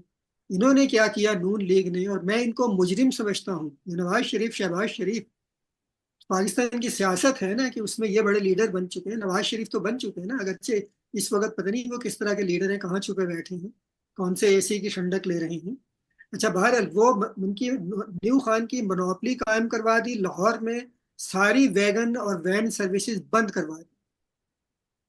ये मोनोपोली इन्होंने कायम करवाई वहां पे ना न्यू खान की। अच्छा देखिए ना, आप वो जितने भी बनाने हैं एसओपीस कोई भी बना दें, जी हर 3 मिनट बाद बस चलेगी, घंटा घंटा नहीं चलती थी बस, हर 2 मिनट बाद बस यहाँ से वहां जाएगी। कौन पूछता है? पूछने वाला कौन है? जो कुछ लिख दें उसमें। अच्छा, वो मोनोपोली जब बनी तो लाहौरिये रुल गए शायद साहब। मैं जानता हूँ सफरिंग को पूरा, मैंने इस चीज पे लिखा हुआ है ना, इन्होंने किस तरह लोगों को एक, समझे कि उस आग में झोंक दिया ना। पहले चले वो, फिर भी आप कहीं ना कहीं बैठ के वैन में चले जाते थे, खत्म हो गई ना, बस आ ही नहीं रही है, खड़े रहे आप गर्मी सर्दी में, कोई पूछने वाला नहीं है। वो सिस्टम भी अच्छा है। जब भी इन्होंने पब्लिक ट्रांसपोर्ट को संवारने की कोशिश की, उसे खराब कर दिया। जिस तरह इन्होंने वो जो नहीं, कर्ज उतारो मुल्क संवारो, नॉन हाँ जी। सेंस किस्म की, जो लोगों से पैसा लिया पता नहीं कहाँ गया वो पैसा ना, आज पूछ लें इनसे कर्जे कहाँ पहुंचे हुए हैं ना। अच्छा, बहरहाल अब उसके बाद आप देखें जी लाहौर में जनाब जी, अच्छा मुझे ये शायद से समझ नहीं आती, फिर मतलब बातें इतनी आती ना, जुल्फकार अली भुट्टो पता नहीं चीन गए थे, कहाँ गए थे, रोटी प्लांट देख लिए, पूरे पाकिस्तान में आके रोटी प्लांट बना दी, खत्म हो गई बात भी, क्या नॉनसेंस है। इनको ना सबको कैद रखना चाहिए पाकिस्तान में, कहीं बाहर जा ना सके, ताकि यहाँ के मसले हल करें, इनको हल करें। बाहर से मसले उठा के ना ले आए यहाँ पे ना। अच्छा, शहबाज शरीफ भी चले गए, नवाज शरीफ भी चले गए होंगे, कहीं देख ली होगी उन्होंने जनाब जी, वो मेट्रो बस सर्विस चलनी शुरू हो गई ना, डेडिकेटेड रूट उसके लिए बना। लाहौर में एक बनी लाहौर कंजर्वेशन सोसाइटी, मैं भी उसके जुलूसों में, उसके जो एहतजाज होते थे उसमें जाता था। बेचारे क्या कर सकते थे कोर्ट, हाई कोर्ट तक गए, कुछ भी नहीं हुआ। मेट्रो बस सारे लाहौर पे सीने पे समझे ना सांप की तरह चल रही है, सारे लाहौर को तबाह कर दिया है उसने। और ट्रांसपोर्ट का मसला वहीं का वहीं खड़ा है। और बल्कि ना लाहौर कंजर्वेशन सोसाइटी का एक दफा उन्होंने HRCP का, जो human rights commission of Pakistan का हाल है ना, वहां उन्होंने अपना जलसा रखा, इजलास एक था ना, मेट्रो बस के खिलाफ ये एहतजाज हो रहा था, तो उसमें उन्होंने मुझे भी बुलाया। मैंने उन्हें कहा मैं एक शर्त पे आऊंगा, मुझे बोलने का मौका दें आप ना। बहरहाल उन्होंने बोलने का मौका, मैंने कहा आप गलत कर रहे हैं, मेट्रो बस की मुखालफत ना करें। उनसे कहें लाहौर में लाहौर का हल जो है सर्कुलर रेलवे, सस्ता तरीन हल। पूरे लाहौर में आप सर्कुलर रेलवे फिरा दें इधर से उधर पूरे लाहौर में। क्या है, आपको प्लेटफॉर्म बनाने ना, ट्रैक बनाने हैं ना, चलेगी उस पे वो। क्या करने साथ आप एक तरह से वो जंगले से लगा दें, ठीक है ना, कुछ बाउंड्रीज से बना दें उसकी, बस छोटे छोटे से प्लेटफॉर्म बना दें, पूरे लाहौर में वो चलती रहे, मसला हल हो जाएगा ट्रांसपोर्ट का। लेकिन सस्ता मसला है ना, पैसा नहीं लगता इस पे। मेट्रो बस में जिसपे जो पैसा लगा के जो कुछ बनाया गया, लाहौर को जो तबाह किया गया जिस तरह, ठीक है लोग यूज करें। अच्छा, उसके बाद दूसरा आ जाएंगे, फिर ऑरेंज लाइन ट्रेन बनी, हाँ जी। क्या ट्रांसपोर्ट का मसला हल नहीं हुआ है। ये भी वही है, बाहर देख ली ना जाके इन्होंने, इनको अगर हाँ जी। पाकिस्तान हाँ में जी। रखा जाता ना बांध के, रस्सों में बांध के यहीं रखा जाता ना, तो इनको ना पता चलता। ये समझते ये हैं हमने बड़ा एहसान किया हॉली पे ना, हमने ऑरेंज ट्रेन चला के, मेट्रो बस चला के एहसान कर दिया, एहसान नहीं किया है। ट्रांसपोर्ट का मसला फिर भी हल नहीं किया आपने। हाँ जी, और ये तो बड़ी अच्छा, ये हो जबरदस्त गया। आपने, अच्छा, दूसरी तरफ आ ये जाइए। डॉक्टर साहब सॉरी, ये आपने बड़ी जबरदस्त बात की कि इनको बाहर, इस तरह के सियासतदानों को बाहर नहीं जाने देना चाहिए। वजह यह है कि वहां पे जाके कोई चीज देखते हैं ना, आगे कहते हैं हो जी मुझे बड़ी पसंद आई है, बस इधर भी शुरू कर दो। कोई यहाँ पे सिस्टम तो है नहीं ना, एक वो हाँ बादशाह। हाँ, बिल्कुल है। इनको अक्सर मैं PMLN वालों को कहता हूँ, ऐसा नहीं कि और जमातें अच्छी हैं, पाकिस्तान की सारी सियासी जमातें जो है ना, वो हर एक अपने उस पे चला हुआ है कि हर एक को अपने उसकी पड़ी हुई है कि मैं अपना काम किस तरह निकलवाऊं। लेकिन PMLN को मैं कहता हूँ, ये वो जो मुगले आजम का दौर है ना, उससे कभी निकल नहीं सके। वही उसी तरह की डिसीजन मेकिंग के, बस शहबाज शरीफ नवाज शरीफ को कोई चीज़ पसंद, अब मरियम आई है तो वो मरियम नवाज, पता नहीं, ये इसका ये नहीं समझ आती कि मरियम नवाज है मरियम सफदर है, आज तक ये नहीं समझ आई। लेकिन एनीवे, वो आके जनाब अली बस एक हुक्म सादिर कर, अब वो कह रही है, अभी आई है डॉक्टर साहब, आपने देखा होगा, वो कहती है कि मैंने यहाँ पे बुलेट ट्रेन चलवानी है। वो खुदा की बंदी, यहाँ यहाँ पे आम ट्रेन 60 किलोमीटर की रफ्तार पे नहीं चल सकती, तो आप बुलेट ट्रेन किस तरह चलाएंगी? क्या उसके लिए जाके कर्जे लेंगे? ठीक है, फिर जाएंगे। और वो शाहिद साहब कहेंगे, आपको, अच्छा मैं आवाज सही आ रही है मेरी? जी जी आ रही है, आ रही है सर। अच्छा देखिए ना, मैं तो कहता हूँ पंजाब में ना, मतलब कम सोशलिस्ट रेवोल्यूशन भी नहीं, कम्युनिस्ट रेवोल्यूशन बर्पा हो गया है। लेकिन कागजों पे हुई, on the paper it's very good, not the paper governance वहां चली गई, लेकिन ऑन द ग्राउंड कहीं भी नहीं है। ये जिस दिन जाएंगे ना, उस दिन पता चलेगा सारा कुछ ना। अच्छा, जी बहरहाल मतलब ये जो हो रहा है ना, जी सर। ये जो हो रहा है, मतलब पंजाब को जिस तरह, लाहौर को जिस तरह तबाह किया है। शाहिद साहब अब एक और चीज मैं आपके सामने रखूँ ना, सड़कें बन गई हैं, अंडर पास बन गए, ओवरहेड ब्रिजेस बन गए, लेकिन लोगों के चलने के लिए कोई जगह नहीं, फुटपाथ नहीं रही, सड़क पार करने की कोई जगह नहीं रही। मैं एक मेरा मजमून, आप कह रहे थे ना नून लीग का, जो मैंने पूरा मजमून लिखा, तवील मजमून है, नून लीग का तर्ज हुक्मरानी, यही तर्ज हुक्मरानी हाँ है। जी। एक एक बच्चे को पकड़ो, उसके सर पे हाथ रखो, उसे 50,000 पकड़ा दो, ठीक है ना। अच्छा, 4 लोग निकाल लो, उन्हें मकान बना के दे दो। ये लॉटरी गवर्नेंस है, मैं इसे लॉटरी गवर्नेंस कहता हूँ। हाँ, बड़ा ये काम जबरदस्त है नहीं जी, है। बड़ा जबरदस्त वर्ड है सर। बिल्कुल, मैंने इस पे किया है, मतलब अपनी लाइव लाइव पॉडकास्ट है मेरी, और मैं इसे लॉटरी गवर्नेंस का नाम देता हूँ कि देखे ना, पंजाब की आबादी कितने करोड़ है, 10-12 करोड़ तो है ना, 12-14 करोड़ है। जी सर। इसमें से आप 3,000 लोग निकाल लो, उन्हें 3-3 मरले के मकान पकड़ा लो, कौन सी गवर्नेंस है यार ये? इन लोगों के सेंस नहीं है, या लोगों को बेवकूफ समझती है ये। और जो आप कह रहे थे ना कि मरियम सफदर है कि मरियम नवाज, भाई वो ये सब ये सारा कुछ ऐसे ही है। तो अहमद वली खान है ना, हाँ जी। बिलावल भुट्टो जरदारी है ना, फिर आसफा भुट्टो जरदारी है, ये सब ऐसे ही है ना, समझे? ये ये है डायनास्टी। फैमिली सिस्टम ही। हाँ जी सर, अच्छा, ये बहरहाल हाँ अब जी। देखे ना, सर सर बात करें। लाहौर में, बाकी शहरों में जितने बड़े शहर हैं, उनको क्या किया है इन्होंने, क्या दिया है अब तक इन्होंने? देखिए ना, जो चीजें मैं दो चीजें रखता हूँ सामने, सबसे बड़ी गवर्नेंस का जो दो चीजें नजर आती हैं, क्या आपने थाना कल्चर तब्दील किया, पुलिस का कल्चर तब्दील किया? पुलिस क्यों सिटीजन फ्रेंडली बनाया आपने? नहीं बनाया। कोई भी नहीं जाना चाहता थाने, कोई भी पुलिस मैन से बात नहीं करना चाहता है। अच्छा, फिर दूसरा, क्या आपने सरकारी मशीनरी, जो दफ्तरों में बैठे हैं लोग, जो लोगों, मैं उन्हें कहता हूँ सरकारी जोंके, खास तौर पे आप एक्साइज के दफ्तर चले जाएं, एक्साइज एंड टैक्सेशन के, प्रॉपर्टी वालों के चले जाएं, आपको लगेगा वहां सरकारी जोंके बैठे हैं, लोगों का खून चूस रहे हैं। क्या उस सरकारी मशीनरी को, रियासती मशीनरी को नून लीग ने या दूसरे सूबों में दूसरी पार्टियों ने मतलब सिटीजन फ्रेंडली बनाया, शहरी दोस्त बनाया उन्हें? नहीं बनाया। क्या क्या गवर्नेंस है आप? इनको तो पता ही नहीं है ना इन चीजों का कि क्या हो रहा है लोगों के साथ। नहीं सर, वो तो अपने ये क्या जो। गवर्नेंस करेंगे? हाँ ये हाँ जी। ये मैं वो कहता हूँ। ये लॉटरी आप कह रहे हैं ना, बिल्कुल और सर, मैं ये जो बात लॉटरी, कर, लॉटरी गवर्नेंस। अच्छा सर, ये तो जैसा कि मैंने कहा ना कि इनमें से हर एक वो तर्ज हुक्मरानी, पीपल पार्टी उन्होंने जो सिंध के साथ किया है वो भी सबके, खास तौर पे कराची के साथ वो सबके सामने है। PMLN ने ये जो लाहौर के साथ किया है, PTI 10 साल हो गए हैं पेशावर में, पेशावर का बिल्कुल कोई मसला, बल्कि वो उल्टा उनका हाल जो है वो बुरा है।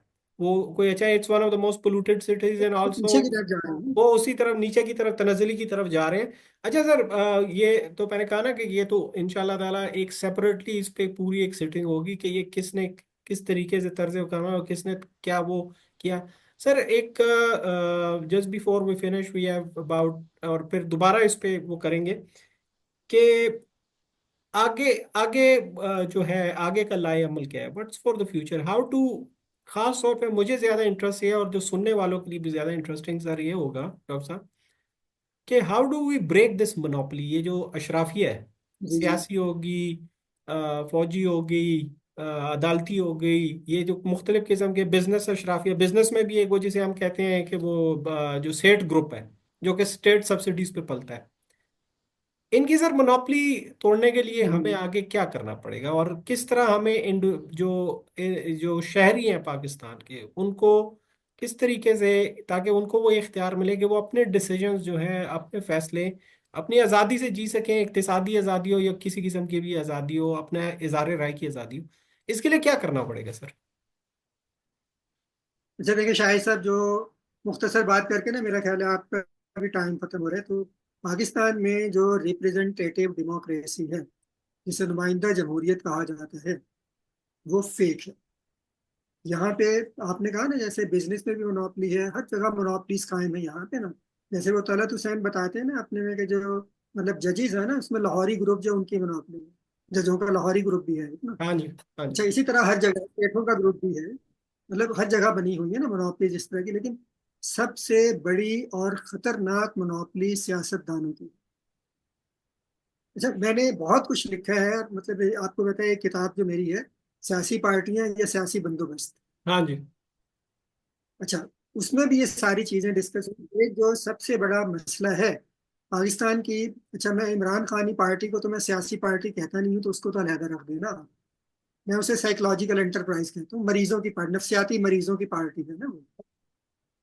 अच्छा, बाकी जो दो पार्टियां रह गई, अच्छा दो पार्टियां जो, देखिए मतलब एक मैं समझता हूँ ये पॉलिटिकल एसेट्स भी हैं पाकिस्तान के लिए, लेकिन वो क्या कर रही हैं वो एक अलहदा बात है, उस पर हम जजमेंट अपनी बिल्कुल दे सकते हैं, देनी चाहिए। अच्छा, मैं समझता हूँ कि ये पार्टियां दोनों, नून लीग और पीपल्स पार्टी, आप चले केपी में कह लें, जो मतलब उनकी है, अवामी नेशनल पार्टी जो है, ANP, ठीक है, वो हो गई, चले मतलब मौलाना फजलुर रहमान की पार्टी हो गई। अच्छा, और कोई पार्टी ऐसी नहीं है, MQM को भी मैं पार्टी नहीं कहता, सियासी पार्टी नहीं है वो ना, समझे? अच्छा, अब ये जो पार्टी है ना शायद साहब, ये भी पार्टियां हकीकी नुमाइंदगी नहीं करती हैं लोग। मैं जो कह रहा हूँ कि जो रिप्रेजेंटेटिव डेमोक्रेसी या नुमाइंदा जमहूरियत पाकिस्तान की फेक है, उसका मतलब यही है। अच्छा शाहिद साहब, मुझे कंफर्म करें, आवाज आ रही है ना जी मेरी? जी सर, आ रही है आपकी आवाज़। तो ठीक है। अच्छा, तो ये रिप्रेजेंटेटिव डेमोक्रेसी पाकिस्तान की फेक एक तरह से नुमाइंदा जमहूरियत है ना। अच्छा, तो इसका मतलब क्या है इस मोनोपली को? अच्छा, एक चीज और भी सुननी है। अच्छा, ये चीज मैंने इस पे लिखा भी हुआ है ना शाहिद साहब। अच्छा, और क्या है वो देखें, अच्छा जो सिंध है ना, अच्छा, सिंध में नून लीग की पहले रिप्रेजेंटेशन होती थी। गौस अली शाह थे, हाँ जी। और लोग बहुत भी अच्छी थे बात इनके। है। अच्छा, अब कभी आपने सुना है गौस अली शाह का नाम? जी जी खत्म हो जी गई जी। बात, कहानी खत्म हो गई। अच्छा, नून खत्म। लीग ने अपने आप को समझ लिया कि हमारा ये एरिया पंजाब, हमारा एरिया पंजाब है कि ठीक है, हमारी थोड़ी सी जो फॉलोइंग वो हजारा में है कि ठीक है जी। अच्छा, पीपल्स पार्टी ने समझ लिया ठीक है, जनूबी पंजाब से भी हमारी छुट्टी हो गई। मतलब ये जो लाहौर वाला हिस्सा जो इधर से भी छुट्टी हो गई, कोई नहीं, सिंध हमारे पास है। हम अपना इलाका जमा, जैसे जैसे वो बदमाश नहीं होते हैं, हाँ जी। जो एक्सटॉर्शन, इस भत्ताखोर बदमाश जो होते हैं, अपने इलाके को डिमार्केशन की होती है, उन्होंने उन इलाकों में ही रहते हैं। ये लिख के नहीं हुआ है, लेकिन ये अंडरस्टैंडिंग लगती है मुझे कि ऐसे ही है। ये पीपल्स पार्टी का इलाका है, ये नून लीग का इलाका है, ये एएनपी का इलाका है, ये जेयूआईएफ का इलाका है, बस ठीक है, अपनी अपनी हुकूमत जारी रखो आप ना। अच्छा, ये मोनोपली सबसे खतरनाक मोनोपली है। और देखिए ना, यही एक एक और चीज, मैं इसे गलत नहीं कहता हूँ, इलेक्शन अगर फेयर होते हैं, उसमें अगर नून लीग को वोट मिलता है, पीपल्स पार्टी को वोट मिलता है, जेयूआईएफ को वोट मिलता है, और जो एएनपी है उसे वोट मिलता है, मैं बिल्कुल तस्लीम करूँ। जमहूरियत का तकाजा यही है, ठीक है ना। लेकिन ट्रांसपेरेंट इलेक्शन हो ना। अच्छा, और यही मैं समझता हूँ ये सबसे बड़ी मुनाफी, इसे कैसे तोड़ा जा सकता है, लेकिन ये चारों पार्टियां लोगों की हकीकी नुमाइंदगी नहीं करती। ये पिछले 30 35 40 साल का पॉलिटिकल रिकॉर्ड उठा के देख लें आप, उससे ये बात आया हो जाती है बिल्कुल। ये नुमाइंदगी नहीं करती है, लिहाजा एक नई सियासी पार्टी की जरूरत है जो इनकी मोनोपली को तोड़ेगी। उसमें टाइम लगेगा। देखिए ना, कोई भी चीज जो है एकदम नहीं हो जाती है। कोई भी पौधा जो है वो एकदम जमीन में से नहीं उगाता है, उसमें वक्त लगता है उसे। तो एक पार्टी की जरूरत है जो इनकी मोनोपली को तोड़ेगी, और जो फिर लोगों की हकीकी नुमाइंदगी करे आज, जिसे रिप्रेजेंटेटिव डेमोक्रेसी कहा जाता है। पाकिस्तान में पार्लिमानी निज़ाम है, हाँ जी। पार्लिमानी जमहूरी निज़ाम है, और पार्लिमानी जमहूरी निज़ाम बेस करता है रिप्रेजेंटेटिव डेमोक्रेसी पर। तो अगर उसमें आना चाहती तो उसके लिए हमें एक नई पार्टी की जरूरत है। इन पार्टियों में कोई तरीका नहीं है। और ये मैं एक आपके जहां से हमने शुरू की थी बात,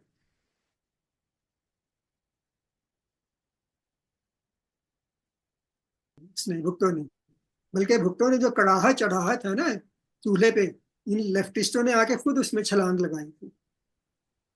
पाकिस्तान के लेफ्टिस्टों का ना बाकायदा एक तरीके कार ये रहा है कि एक पार्टी में घुस जाओ और उस पर कब्जा कर लो। इन लोगों ने कोशिश की कि पीपल्स पार्टी पे कब्जा कर लो जाके, लेकिन वो उलट हो गया।